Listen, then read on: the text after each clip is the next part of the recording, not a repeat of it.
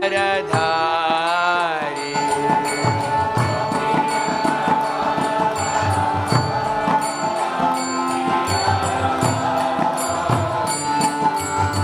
Yashodanandana Braja Jana Ranjana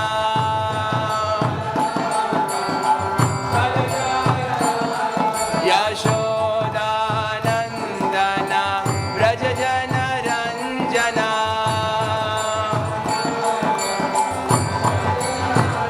Yamuna Tira Vanachari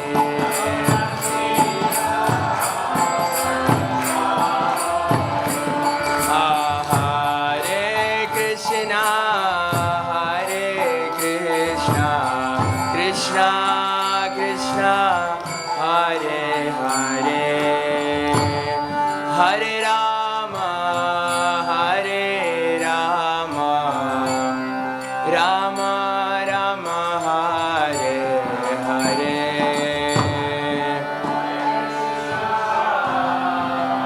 Krishna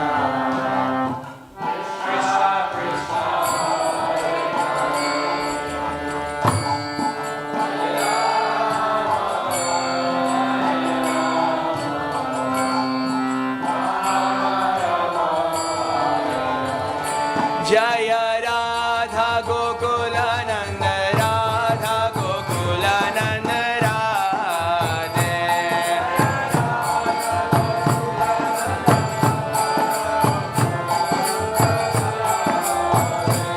Jaya Sita Ram Lakshman Hanuman Sita Ram Lakshman Hanuman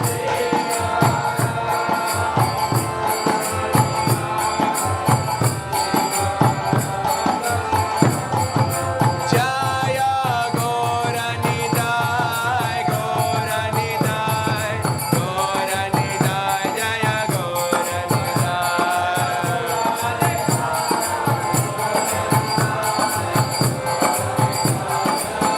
Jaya Jaya Prabhupada Jai Prabhupada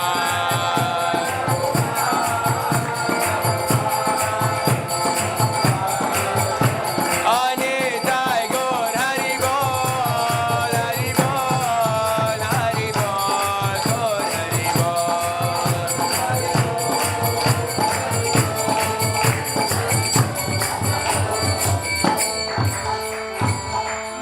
Nitai Gaur Premanande Grantaraj Srimad Bhagavatam Ki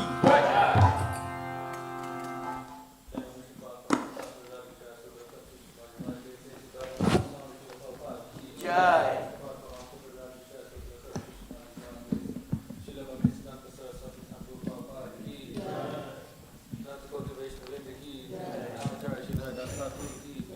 प्रेम से कहो श्री कृष्ण चैतन्य प्रभु नित्यानंद श्री द्वैत गदाधर शिवासादि गौर भक्त वृंद की जय। प्रेम से कहो श्री कृष्ण चैतन्य प्रभु नित्यानंद श्री द्वैत गदाधर शिवासादि गौर भक्त वृंद की जय। प्रेम से कहो श्री कृष्ण चैतन्य प्रभु नित्यानंद श्री द्वैत गदाधर शिवासादि गौर भक्त वृंद की जय। श्री श्री राधा कृष्ण गोपीनाथ श्याम कुंड राधा कुंड गिरि गोवर्धन की जय। वृंदावन धाम की जय। मथुरा धाम की जय। नवद्वीप धाम की जय। मायापुर धाम की जय। गंगा माई की जय। जमुना माई की जय। तुलसी देवी की जय। भक्ति देवी की जय। Sankirtan Yagya ki jai. All glories to the assembled devotees. All glories to the assembled devotees. All glories to the assembled devotees. All glories to Sri Guru and Sri Gauranga. All glories to the lotus feet of Srila Prabhupada. Namo Vishnu Padaya Krishna Pastaya Bhutale Srimati Bhaktivedanta Swami Nityanamane Namaste Saraswati Deve Gauravani Pachayane Nirvishesha Sunyavadi Paschatya Deshatharini. Maybe you can have it this side.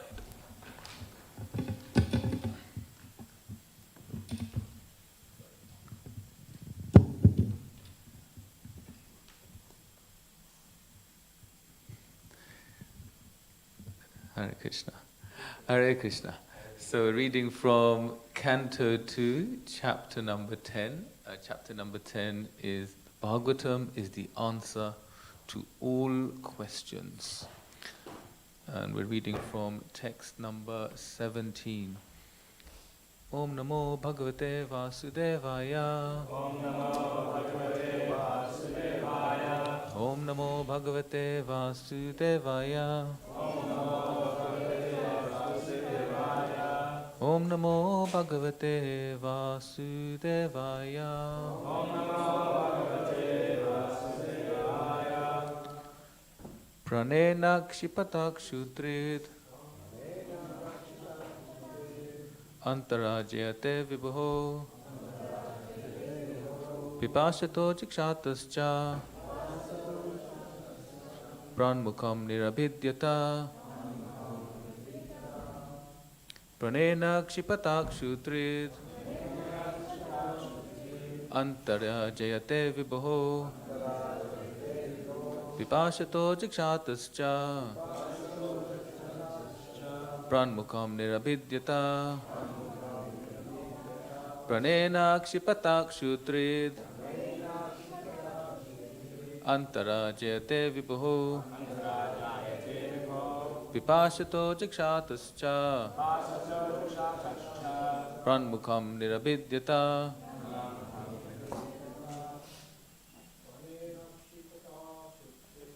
Pranena Kshipatak Shutrid Antarajayate Vibho Yakshato Chikshatascha Pranmukham Nirabhidyata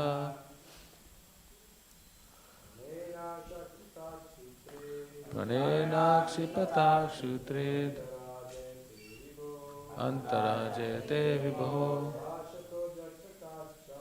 Pipashato Chikshatascha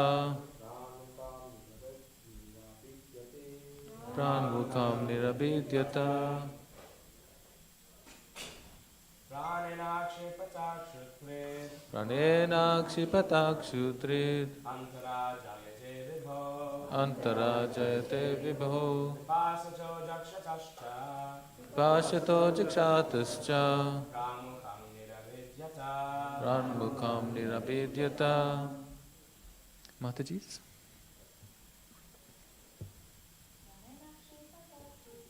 Pranena Kshipatak Shutrid Antarajayate Vibho Pipashato Chikshatascha Pranmukham Nirabhidyata Pranena Kshipatak Shutrid Antarajayate Vibho Pipashato Chikshatascha Pranmukham Nirabhidyata. Okay, word for word. Pranena, by the living force. Akshipata, being agitated. Kshut, hunger. Trit, thirst. Antara, from within. Jayate, generates. Vibho, of the Supreme. Pipashata, being desirous to quench the thirst. Jakshataha, being desirous to eat. Cha, and. Prak, at first. Mukham, the mouth. Nirabhidyata, was opened. Translation: the living force, being agitated by the Virat Purush, generated hunger and thirst, and when he desired to drink and eat, the mouth opened. Okay, so maybe you can repeat after me. The living force, being agitated by the Virat Purush, generated hunger and thirst, and when he desired to drink and eat, the mouth opened. Purport by His Divine Grace A.C. Bhaktivedanta Swami Srila Prabhupada Ki Jai. The process by which all living beings in the womb of the mother develop their sense organs and sense perceptions appears to follow the same principles in the case of the Virat Purusha. the sum total of all living entities. Therefore, the supreme cause of all generation is not impersonal or without desire. The desires for all kinds of sense perception and sense organs exist in the Supreme, and thus they take place in the individual persons. This desire is the nature of the Supreme Living Being, the Absolute Truth. Because he has the sum total of all mouths, the individual living entities have mouths. Similarly, with all other senses and sense organs, here the mouth is the symbolic representation of all sense organs, for the same principles apply to the others also. Jai. Om Gyantimirandasya Gyananjana Shalakaya Chakshurun Militam Yena Tasmai Shri Gurave Namaha Shri Chaitanya Manobishtam Stapitam Yena Bhutale Swayam Rupa Kadamayam Dadati Swapadantikam Vandeham Shri Guru Shri Yuta Padakamalam Shri Gurun Vaishnavamscha Shri Rupam Sagrajatam Sahagana Raghunathan Vitam Tam Sajivam Sadvaitam Savadutam Parijana Saitam Krishna Chaitanya Devam Shri Radha Krishna Padan Sahagana Lalita Shri Vishakan Vitamscha He Krishna Karuna Sindhu Dina Bandho Jagatpate Gopesha Gopika Kanta Radha Kanta Namostute Tapta Kanchana Gaurangi Radhe Vrindavaneshwari Vrishabhanu Sute Devi Pranamami Hari Priye Vanchakalpatarubhyascha Kripa Sindhubhya Evacha Patitanam Pavanebhyo Vaishnavebhyo Namo Namaha Shri Krishna Chaitanya Prabhu Nityananda Shri Advaita Gadadhar Shivasari Gaura Bhakta Vrinda Hare Krishna Krishna Krishna Hare Hare Hare Rama Rama Rama Hare Hare. Translation again. The living force being agitated by the Virat Purusha generated hunger and thirst. And when he desired to drink and eat, the mouth opened. So, here we are in this very interesting conversation between Shukadev Goswami and Maharaj Parikshit. Maharaj Parikshit is, as we know, on the bank of the Ganges. He's surrounded by many, many sages and asking these questions to Shukadev Goswami about creation. One may wonder, why is Maharaj Parikshit asking about creation when he's got a few days left? He's got a few days to live. Doesn't he want to just jump in to the ecstatic, loving, amorous pastimes of Radhesham in Vrindavan? Maharaj Parikshit has a devotional inclination. And with his devotional inclination, he was asking about creation. So this is one thing that's interesting, is the mood of Maharaj Parikshit. His mood wasn't a mood, oh, you better satisfy my intellect. Because sometimes if we don't understand something, we challenge someone with questions. And if we don't get it, that means it's not true. Isn't it? If I don't understand, that means it just cannot be, it cannot even be the truth. Cannot exist. But Maharaj Parikshit had a devotional inclination. Maharaj Parikshit was surrounded by sages who were not all personalists, who were not all devotees of Krishna. So Maharaj Parikshit was also asking the questions to satisfy the doubts of those around him. Even though he only had a few days to live, he was thinking of everyone around him. How often are we thinking of those around us, especially when the situation has become intensely challenging? But Maharaj Parikshit was in this mood that, okay, it's not just about me, even though he could be forgiven for the 7 days to think it's all about me. So Maharaj Parikshit is asking these questions about creation.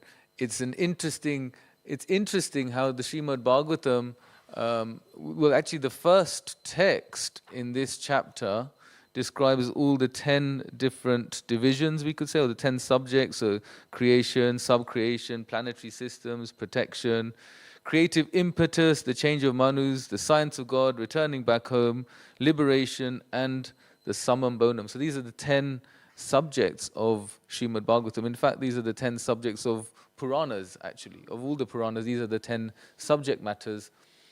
But the special thing about the Srimad Bhagavatam is that all the 9 other subjects are all surrounding the 10th subject, which is the Ashraya, the Summum Bonum, the ultimate shelter, who is Krishna. So this is the difference between the Srimad Bhagavatam and all the other Puranas, that everything is focused around the 10th subject matter, or in the Srimad Bhagavatam's case, we could even say the 10th canto.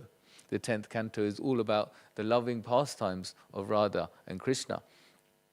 So all these different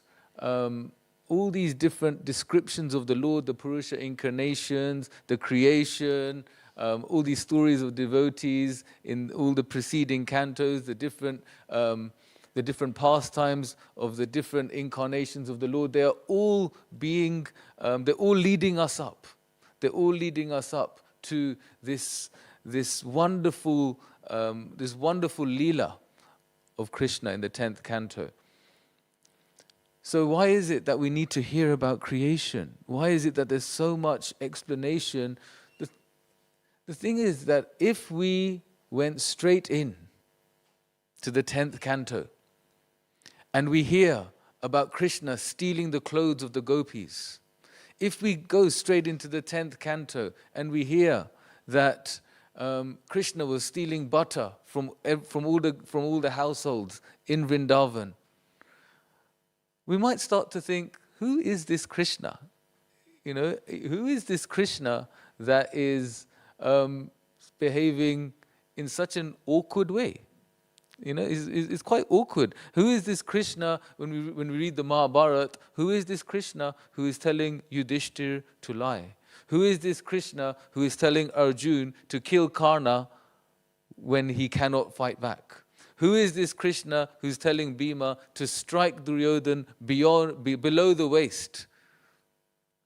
Who is this Krishna?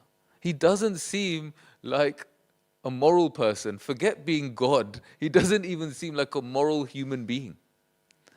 So this is why we have the 9 cantos, because what happens is we begin to appreciate Krishna's greatness. And once we start to even read Srimad Bhagavatam, for myself anyway, when I start to read all of these different descriptions of the Virat Purush, the Virat Roop, the universal form, I begin to think, whoa, no idea. Like how, what, where, what's going on. And then we begin to appreciate, actually, this Krishna, he's so great, right? That he can expand into Vishnu. He can lie down. And when he exhales, millions of universes come about. And out of these millions of universes, one universe is the one we're in. And in that universe, there's Garbhodakshay Vishnu. And within this universe, there's all these different planets. Within this universe, there's the planet Earth. And within Earth, there is Europe. And within Europe, there is the UK. And within the UK, there is London, where there is a Watford. And we're thinking, whoa, okay. So I'm making my life as if I'm so important. But actually, we're not even a speck of who is Krishna. And when we begin to appreciate the greatness of Krishna, we begin to actually deeply acknowledge and deeply accept that he can do what he wants, right? If he wants to steal butter, he can steal butter. I mean, if millions of universes come out of his pores, and if he wants to steal a bit of butter, okay, go ahead. Because now we've accepted that Krishna is God. And when we accept that Krishna is God, then we can appreciate his sweetness. Then we can appreciate the madhuram, his real sweetness. So Krishna Krishna is misunderstood. He's misunderstood. Why is he misunderstood? Because his greatness is not really acknowledged. His greatness is not acknowledged. Ram is misunderstood. When Ram banishes Sita, or we shouldn't say banish, it's quite a strong word. When Ram and Sita have to separate at the end of the Ramayana, how much is, till today, Ram is criticized so much. But if we don't understand who is the Lord, if we don't understand the compassionate nature of the Lord, we don't understand that Krishna, that is Suridam Sarvabhutanam, the friend, the well-wisher of all living entities, then how will we really accept? How will we really accept that Krishna is my best friend? Krishna is my best friend. And this great person, from whom the universes are coming out, from whom everything is being controlled, is really interested in me. Like he's actually really interested in me. And somehow we find that hard to accept. We find that hard to accept that someone so great is so interested in me. And because I can't accept that he must be interested in me, I just block myself away. I begin to think, well, that can't be possible. That can't be possible that someone is accepting me for who I am. You know, because Krishna accepts us for who we are. He doesn't need us to be any different. If he did, he would have made us different. You know, he made us just the way we are. He loves us just the way we are. He doesn't stop loving us when we make mistakes. He's always ready. He's always ready when we are ready for this relationship. So this great personality, Krishna, accepts me. And because he accepts me, we are here, we are trying to develop a relationship with him. But while we are here, we bring our baggage with us, don't we? We bring our baggage. You know, I'm here, Krishna, but I've got this heavy load. I've got this heavy load and it's wearing me down. And this heavy load is full of impressions from previous lives, impressions from this life, and difficulties and challenges that we've gone through. And then we come to Krishna. And then what happens? We bring this heavy load, and in one sense we accept Krishna just to take the bag straight away and leave us to be free from this load so we can jump and dance. But at the same time, what we do is we bring this baggage and start to blame him. Okay, maybe this is because of you. If you're this person who's so loving, how could you? How could you do this to me? How could this happen to me? And what's happening here, again, is we're not understanding Krishna.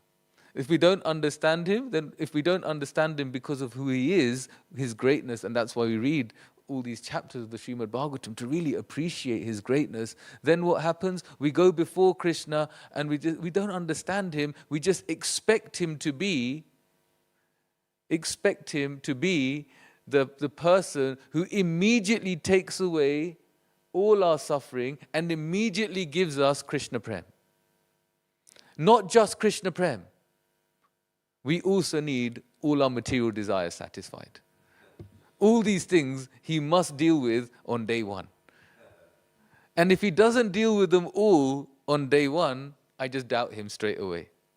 Maybe he doesn't love me. Because for us, love in this material world has equated to receiving something. Right? Okay, am I going to receive, as a child, love means, am I going to receive the care from my parents? When we grow up, love means some amorous dealing, maybe, with the opposite sex. As we grow older, love means some companionship and some friendship from those around us.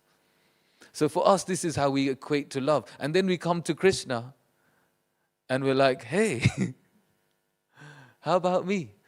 How about all my troubles? How about all my issues? Sort them out right now, but also remember, this is my list of things that will show me that you love me. It's like a child, if a child doesn't get the toy that they want, What does the child say to the parent? You don't love me, mama. You don't love me, papa. That's it. To them, it's very simple. You don't give me what I want. My daughter, my 6-year-old daughter does this. Papa doesn't love me, and then I like, okay, what do you want?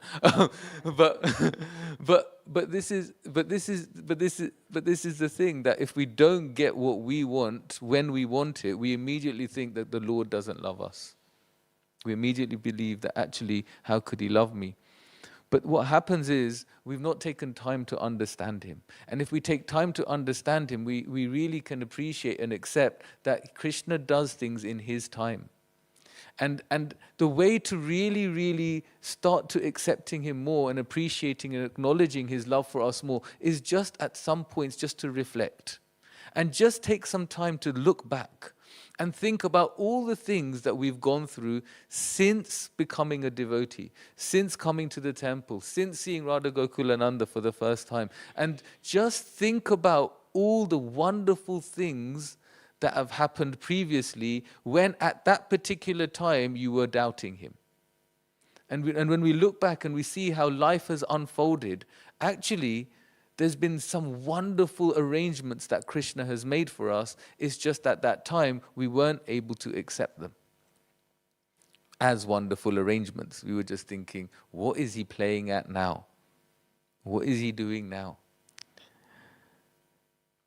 So we want to understand Krishna for who he is. And Krishna, who he is someone that deeply cares for us and will give us what we need at his time. What we need in his time. And in that time where we're not getting what we want, we can accept that Krishna is right now giving me what I really need. Right now, what I'm getting is what I really need from Krishna. Otherwise, we'll just misunderstand him. And when we misunderstand someone, how many times have we misunderstood someone that actually had a good intention? Has that happened? That we just think that they're up to something, and then later on we realize, oh, like that. I hope they didn't know what I was thinking about them. We see in the Ramayana when Ram and Sita and Lakshman were in Chitrakoot, and they'd just been in the forest for some time, and Bharat goes back to Ayodhya after spending some time in his uncle's home, and he sees, oh, Ram's not here anymore. Okay, what's going on? And he realizes, he hears the whole story, he hears all the madness that happened while he was away, and immediately he's starting to make plans to go to the forest and tell Ram that he should come back. He should come back, and Bharat's plan was, look, my father, Dashrath, he's made this vow, but what we'll do, me and Ram, Bharat's thinking, me and Ram will just swap. So in that way, the vow is still upheld because one of the sons is in the forest and Ram gets to come back. So Bharat had this real selfless plan. When he got to Ayodhya, all the citizens doubted him. They all doubted him. They thought he was part of this whole plan that KK and Manthara had schemed with Dashrath. And the citizens of Ayodhya thought, oh, Bharat must be part of this because Bharat wasn't here and now he's here and Ram is gone. But what happened is Bharat, through his selflessness and through his love for Ram, began to show the citizens of Ayodhya that he wasn't interested in anything except Ram. So they go to the forest and they create this big road. They go all the way, they go to Chitrakoot and they're getting to the forest. And when Ram sees that some sort of army is approaching their little hut, Ram says to Lakshman, have a look, see what's going on. And Lakshman goes up and he sees from a distance and he sees Bharat. And he sees a whole army behind him. And Lakshman, with his love for Ram, with his protective feelings for Ram, misunderstood Bharat. He said to Ram, your brother Bharat is coming here and he's trying to kill us while we are unarmed in the forests. He is going to try and destroy us, but you don't worry, Ram. I'm here and I'm going to kill Bharat straight away. And Ram's like, just chill out a second, relax. I think he's coming here to offer me the kingdom of Ayodhya. And then Bharat, as we know, Bharat comes And when Bharat comes, he begs and pleads with Ram, please, please, please, you go back to Ayodhya and let me stay here. How often do we misunderstand someone and then later on realize actually they had a lot of love and intention, a lot of love in their intention, within their intention. Sometimes it's hard to understand the intention of someone else. Actually, of course it's hard because we're not them. But we always can understand the intention of ourselves. That is something we can always tune into. What is my intention? We can only not realize our intention if we're not thinking before. If we're acting in the mode of passion and the mode of ignorance, if we let those lower modes overcome us, then we won't think and then we won't know our own intention. We'll just keep going and doing, or like mode. If we're in a tamasic mode, we're just not doing anything. But if we are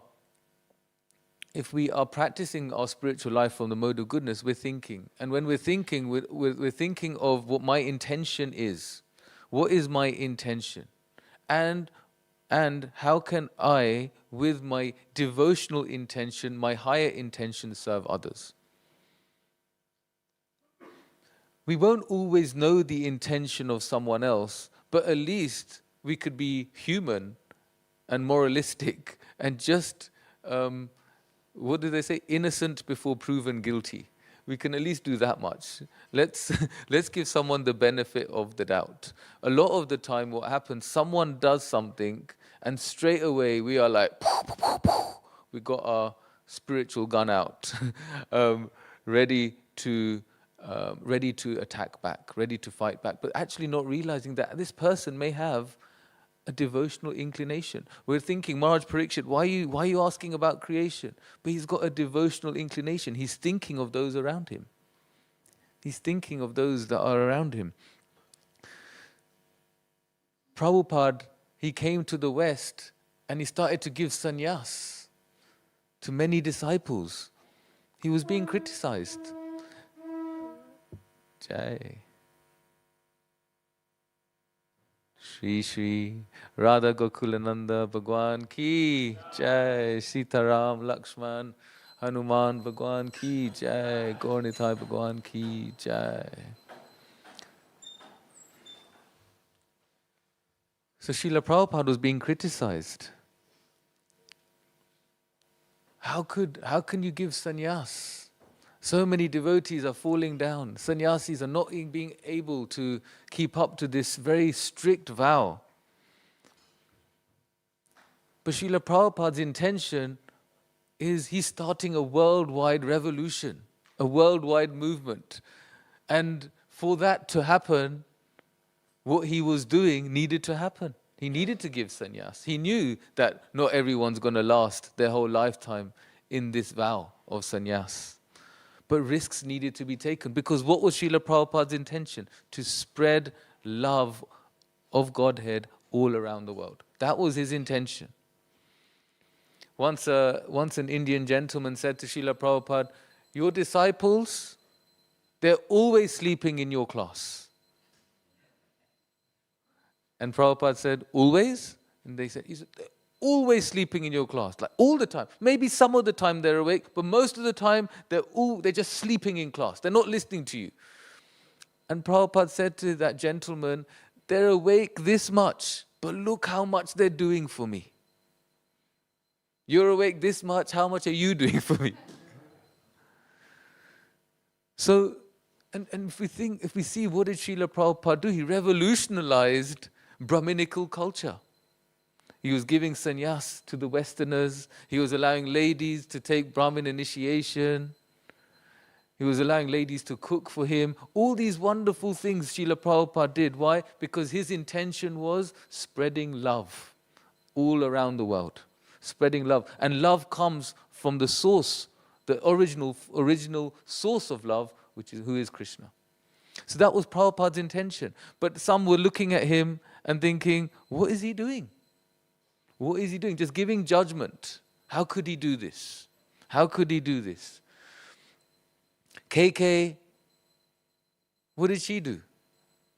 She overlooked Dashrath's intention.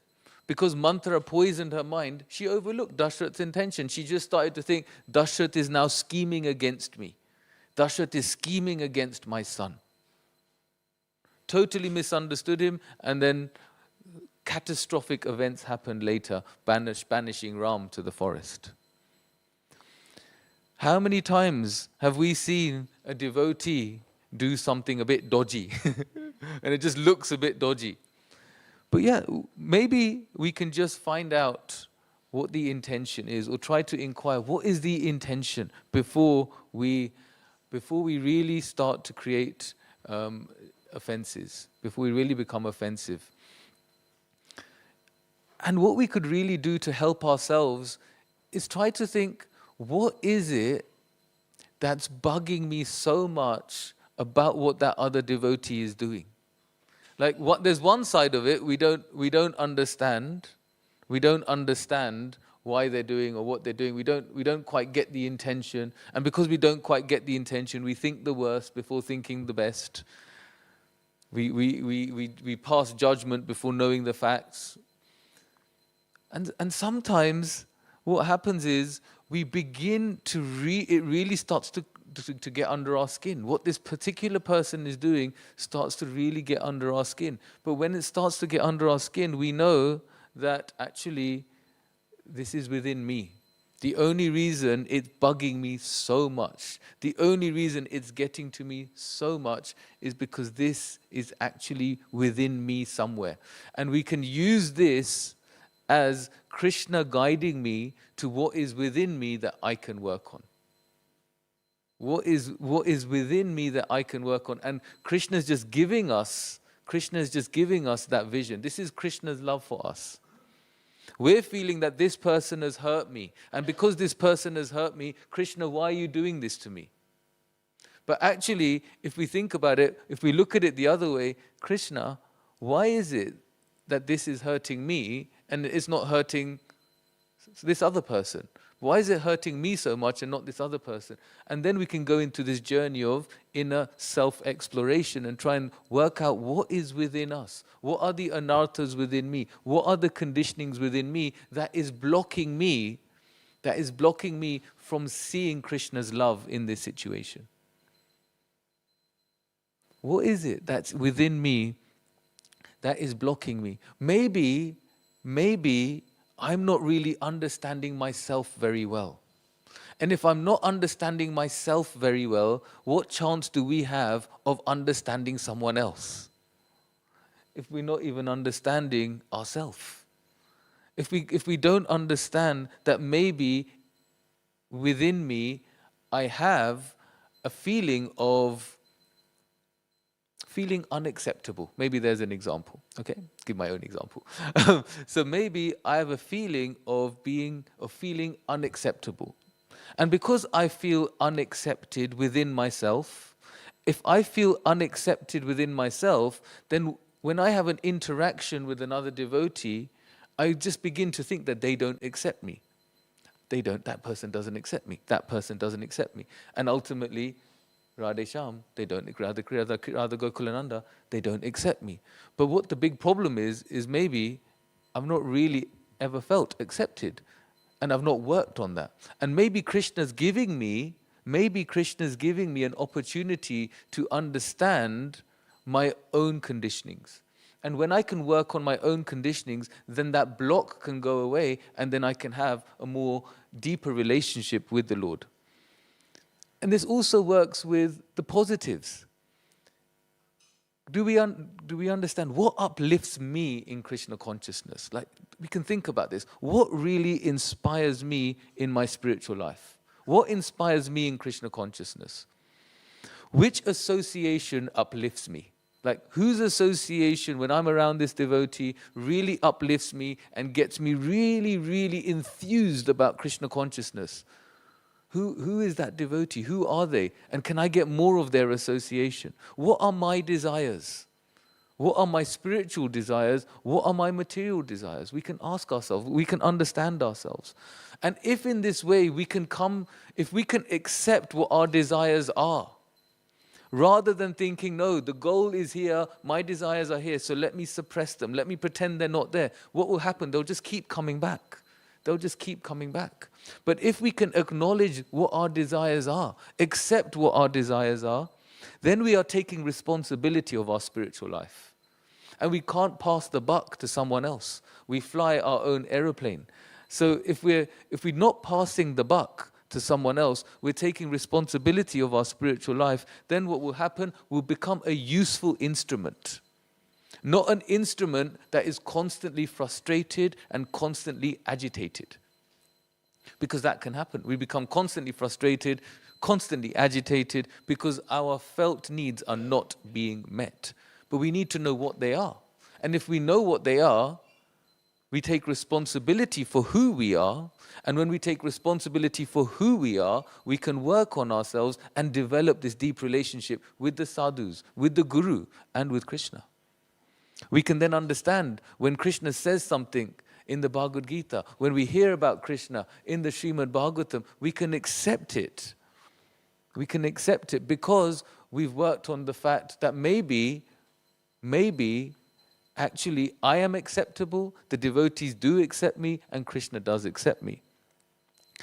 And when we go to the spiritual world, it's like, we're not going to really understand what the spiritual world is like until we get there. But when we get there, we'll understand that everything and everyone is fully conscious, in absolute consciousness. Even the pillows are conscious that, oh, Krishna's head is here, but I want to serve Krishna's lotus feet, and the pillow then wants to go towards Krishna's lotus feet so that the pillow can serve Krishna's lotus feet. So we won't know the stones, the dust, the trees, the grass, everything is in absolute consciousness. Absolute consciousness means they're deeply understanding their relationship with Krishna. Deeply understanding the relationship with Krishna. So we come from that place. We've forgotten all of this whilst being in the material world. But when we start to revive this, when we start to revive our relationship with Krishna, who we are in our conditioned sense, who we are trying to become, and how we can really develop a relationship with the devotees in a way that is going to inspire us in Krishna consciousness. Sometimes we feel, oh, the devotees are frying me out. I need to be on my own. But when we're on our own, how much progress can really be made? Actually, the opposite is likely to happen. We see with Bharat Maharaj, he was in the forest. His intention with the deer at the beginning was very Krishna conscious. But without association, as time went on, it became more about the deer and less about Krishna.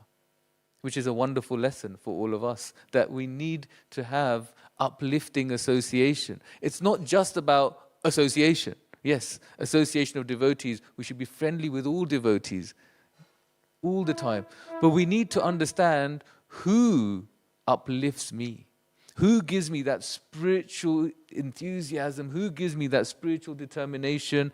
And let me try and serve that person. Let me try and get their association more and more and more. And that way, we are looking after ourselves. Otherwise, what happens? We just go through spiritual life, Krishna consciousness, just how materialists go through material life.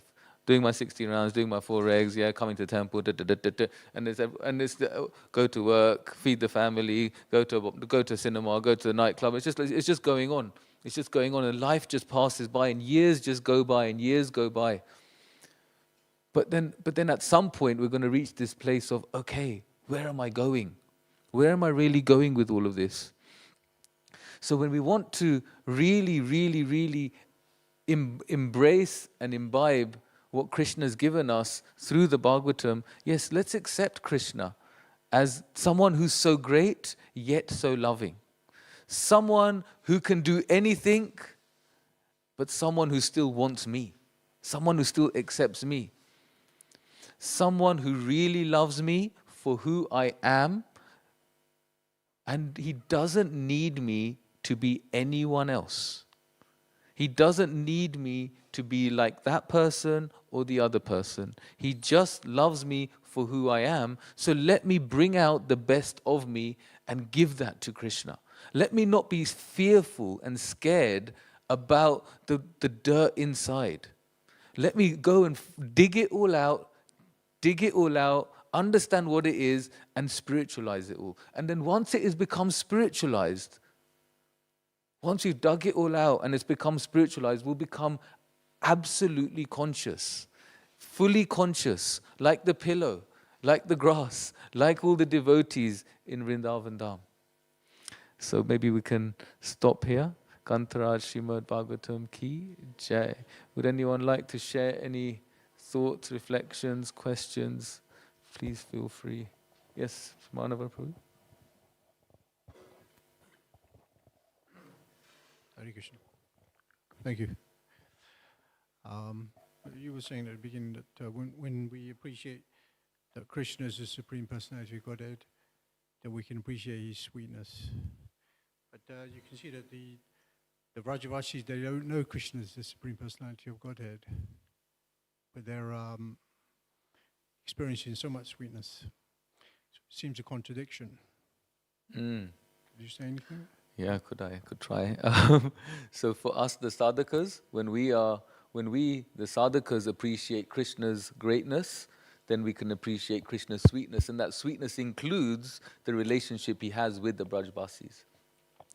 But those those who are the Brajbasis, those who are there with Krishna, they don't need to know that Krishna is God. Whether he's God or not God, that love is there.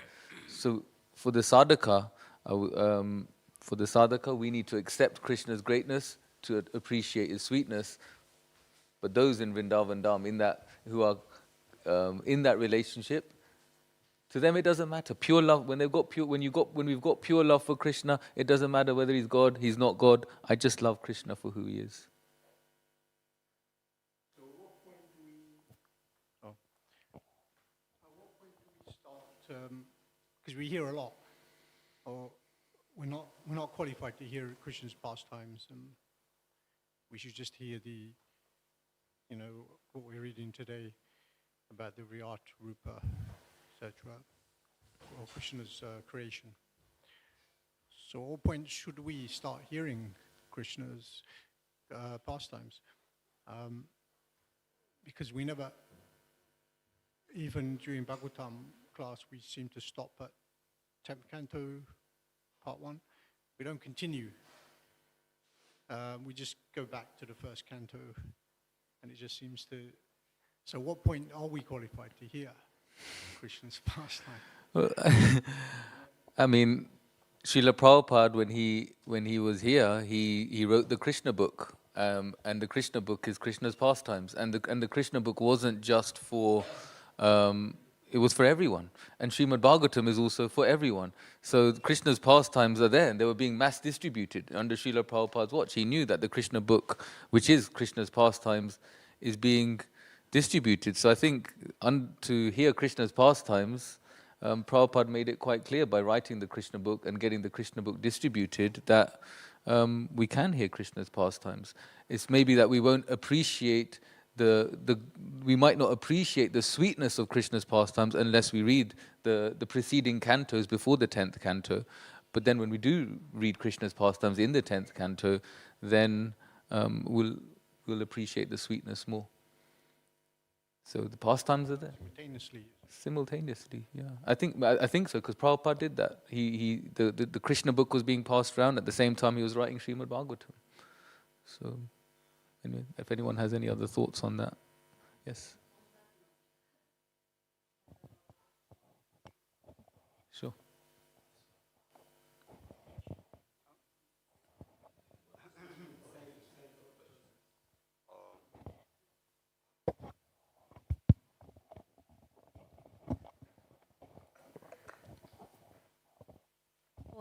I had a question, no commentary about the question of Prabhuji. So my question is, what for you is the middle ground to judge something, because devotees, they are all the Prabhupada books, they say that we have to be self-aware, but at the same time we hear as well that as you were mentioning, we have to see ourselves because maybe we are judging something. So what for you is the middle point? What is a good judgment? Because sometimes with this mentality of I don't want to judge, horrible things happen. Very good point. I think judging is always there, and we shouldn't think that there's no judging. We're always judging, and if you tell someone not to judge, you're judging them. So it's like the judging is there, but I think the judging what we were saying was that not to judge with always having a negative, having that negative assumption when making a judgment. But ultimately Prabhupada and his disciples and all the devotees actually who are practicing Krishna consciousness in a serious way, we see that our Krishna consciousness means that we want to be independently thoughtful. It's not that we're going to stop thinking or we're going to just throw our intelligence out the window. So we want to be independently thoughtful, and that means also having spiritualized intelligence. So part of that is judging what is good for me, what is not good for me, whose association uplifts me, whose association actually is not good for me. All of that is part of judging. But at the same time, when we are making these judgments so that we can progress in our spiritual life, we're not going to think. It's better not to think negatively of that person or think or reduce someone to someone's way of being, someone's thinking, someone's own anartha, someone's conditionings. Not reduce them to that, but at the same time making judgments for ourselves that's going to help us advance. So we should make judgments that's going to help us advance. When we said that we need to think about whose association uplifts me, that's making a judgment. Whose association uplifts me is a judgment. What inspires me in Krishna consciousness is a judgment that I'm making. It's what inspires me, what doesn't inspire me. Is that okay? Do you want to say something more?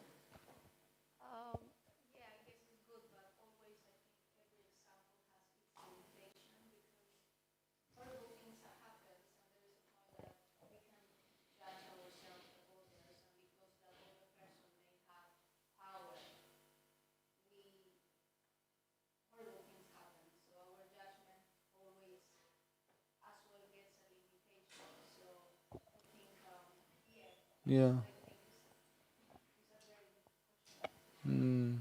Even if someone is in power and someone has a position, when you say power, I guess that means someone has a position, that doesn't mean we should throw our intelligence out of the window. So we should always be alert, aware, and thoughtful, because that is something that no one can do for us. So we should be we shouldn't ever throw that away. That should always be there. Hare Krishna. Anyone else? Taruna Prabhu? Oh, you got the mic. Okay, just have the mic. Okay. Jai. Okay. Thank you very much. Srila Prabhupada ki jai. Gantra Srimad Bhagavatam ki jai. Srila Prabhupada ki jai.